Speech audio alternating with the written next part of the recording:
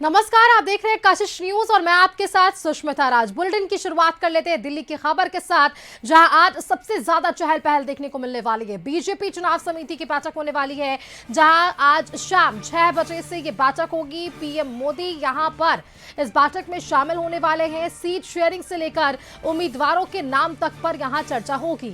सहयोगियों के रुख पर भी चर्चा होती हुई नजर आ पाएगी। चुनाव को लेकर रणनीति बनती हुई नजर आएगी। प्रमुख बात है कि खुद इसमें प्रधानमंत्री नरेंद्र मोदी शामिल हो रहे हैं, तो जिससे ये जरूर समझा जा सकता है कि आज शायद जब शाम 6 बजे के बाद ये बैठक की शुरुआत हो, तो जो रणनीति अब तक बीजेपी और एनडीए के भीतर बनती हुई नजर आ रही है, उसका कुछ परिणाम आज हम देख सकेंगे।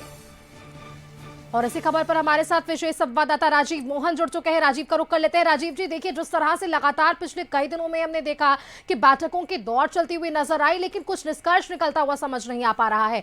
बीजेपी की बात कर ले या एनडीए की बात कर ले, अब तक वो सीट शेयरिंग का फॉर्मूला तय नहीं हो पाया। कहीं ना कहीं कई ऐसी पार्टियां हैं जो अपनी डिमांड्स रख रही हैं और वो डिमांड शायद नहीं पूरी होने की वजह से हम ये परिणाम देख रहे हैं। लेकिन क्या आज हम कह सकते हैं कि जब बीजेपी की अहम बैठक दिल्ली में होने वाली है, क्योंकि खुद यहाँ पर पीएम शामिल हो रहे हैं, तो क्या वो परिणाम आज के बाद वो तस्वीरें थोड़ी स्पष्ट होती हुई नजर आएगी?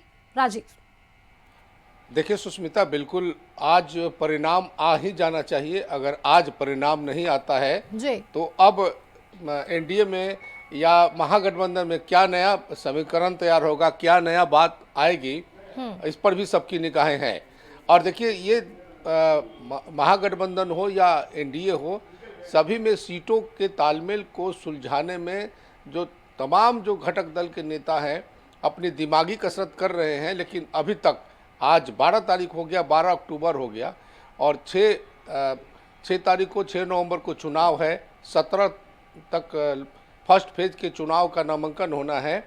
इसमें सारे उम्मीदवारों को तय करना, अभी सिर्फ सीटों का तालमेल तय होगा। उसके बाद उम्मीदवारों के नामों की घोषणा होगी।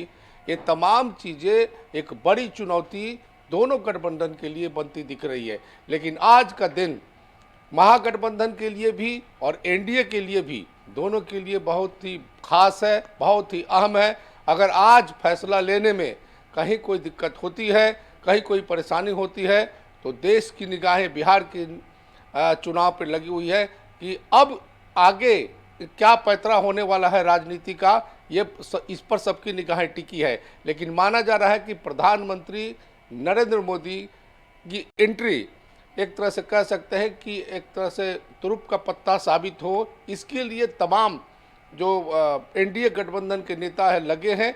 और यही कारण है कि पटना छोड़कर, बिहार छोड़कर एनडीए के सभी बड़े नेता दिल्ली पहुंचे हैं। और आज शाम 6 बजे पार्टी में चुनाव अभियान समिति की बैठक होनी है, जिसमें प्रधानमंत्री भी शामिल होंगे, केंद्रीय गृह मंत्री अमित शाह भी शामिल होंगे और गठबंधन के तमाम बड़े नेता, जो घटक दल के जो नेता है, उपेंद्र कुशवाहा, चिराग पासवान ने, तमाम लोगों से इस मुद्दे पर बातचीत होगी और ये तय हो जाएगा कि सीट शेयरिंग पर जो भी सीटें। राजीव जी, देखिए ना, अब सबसे बड़ा सवाल है कि आखिरकार ये मामला फंस का रहा है, क्योंकि आपने भी देखा होगा कि नित्यानंद राय जी लगातार जा रहे थे चिराग पासवान से मुलाकात करने, मुलाकात भी हुई, लेकिन उस मुलाकात के बाद जब मीडिया के सामने आ रहे हैं तो कह रहे हैं कि किसी भी तरह से कोई भी परेशानी नहीं है, दिक्कत नहीं है, सीट शेयरिंग का फॉर्मूला तय है। लेकिन अब तक सीट शेयरिंग का फॉर्मूला नहीं सामने आना, कहीं ना कहीं वो दिखाता है कि भीतर खाने अब भी वो चर्चाएं चल रही है। अब भी जो चिराग पासवान की तरफ से डिमांड्स थे, वो डिमांड्स अब भी पूरी नहीं हो रही है। शायद यही कारण है कि अब प्रधानमंत्री खुद इस बैठक में शामिल हो रहे इस पूरे दांव पेच को संभालने के लिए, क्योंकि चुनाव की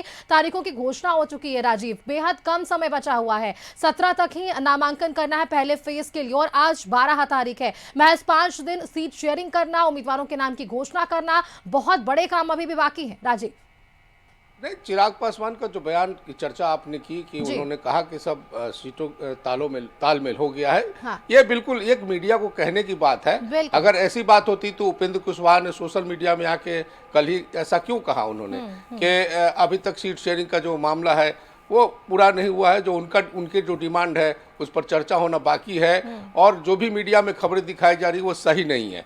तो ये देखिए, भले ही मीडिया को ये बातें कह दी जा रही है, लेकिन सीटों के तालमेल में पेच फंसा हुआ है। इस बात से कोई इनकार नहीं कर सकता। अगर सीटों में तालमेल हो गया रहता तो उसकी ऐलान हो जाती। लेकिन ऐलान नहीं होना इसका मतलब कि कहीं ना कहीं पेच फंसा हुआ है। बड़ी बात यह है कि देखिए जो शीर्ष नेतृत्व है एनडीए गठबंधन के, जो बड़े नेता है भारतीय जनता पार्टी, वो ये इस चीज़ों को गठबंधन के नेता के बीच में रख रही है कि किसी भी तरह से महागठबंधन की सरकार बिहार में ना आए, इस पर बात करें और इस रणनीति के तहत काम करें।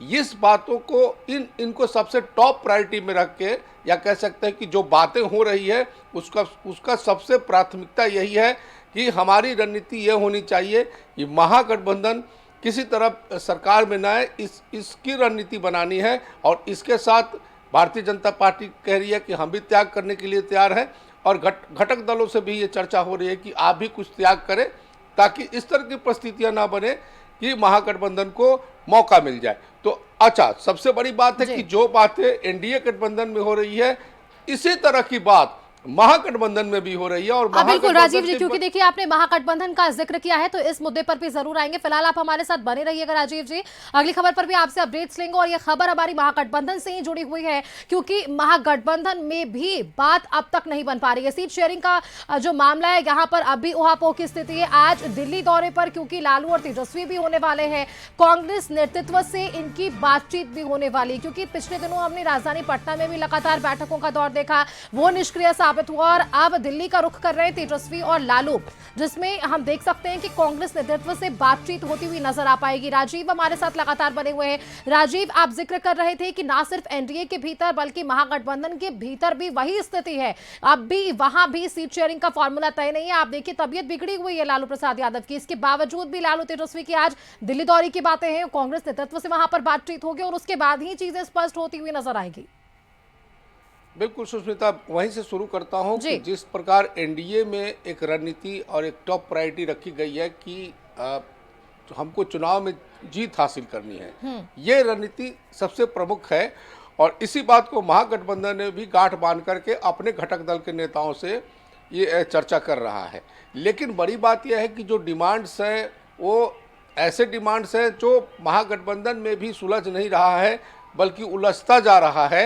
हालांकि ये कहा जा रहा है कि कांग्रेस और आरजेडी जो है अपने अपने सीटों का तालमेल जो करना था वो लगभग कर लिया है, और कुछ एक सीटों पर अदला बदली की बात है। लेकिन उसमें जो बड़ी बात है कि जो पशुपति कुमार पारस हैं उनको कितनी सीट दी जाए, और जो मुकेश सहनी हैं जिनकी महत्वाकांक्षा महागठबंधन में सबसे ज़्यादा मानी जा रही है, उनको कैसे मनाया जाए। उनका कहना है कि उनको डिप्टी सीएम का पद चाहिए, और उनको सीटें जो वो मांग रहे हैं उनको उस हिसाब से उनको सीटें मिली। तो अगर उनको ज़्यादा से ज़्यादा सीट दी जाएगी और अगर डिप्टी सीएम की बात उनकी मानी जाएगी, तो गठबंधन में और भी दल के जो नेता हैं, जो घटक दल के हैं, वाम दल हैं, उसमें कांग्रेस है, और भी जो पशुपति कुमार पारस की पार्टी है, और झारखंड मुक्ति मोर्चा की भी एंट्री हुई है। तो ये तमाम लोगों में तालमेल बना करके और एक बेहतर प्लान बना करके, सीटों के तालमेल का एक बेहतर प्लान सबके सामने रखना, ये बड़ा चुनौतीपूर्ण होगा। लेकिन इनके लिए भी आज कह सकते हैं आर और पार की लड़ाई है। आज तेजस्वी यादव दिल्ली पहुंचेंगे और दिल्ली पहुंच करके वो राहुल गांधी से मिलने वाले हैं, इस पूरे मुद्दे पर बात होने वाली है। तो निश्चित तौर पर आज इनको भी फैसला लेना पड़ेगा। अगर महागठबंधन ने आज भी फैसला लेने में देरी की तो निश्चित तौर पर कोई और चीज़ें सामने आ जाएगी। इसकी संभावना जताई जा रही है, या इससे इनकार नहीं किया जा सकता, क्योंकि काफ़ी देर हो चुका है। कार्यकर्ताओं में भी एक तरह से कहे कि असमंजस की स्थिति बनी है, और जो उम्मीदवार लड़ने वाले हैं उनमें भी सस्पेंस बरकरार है।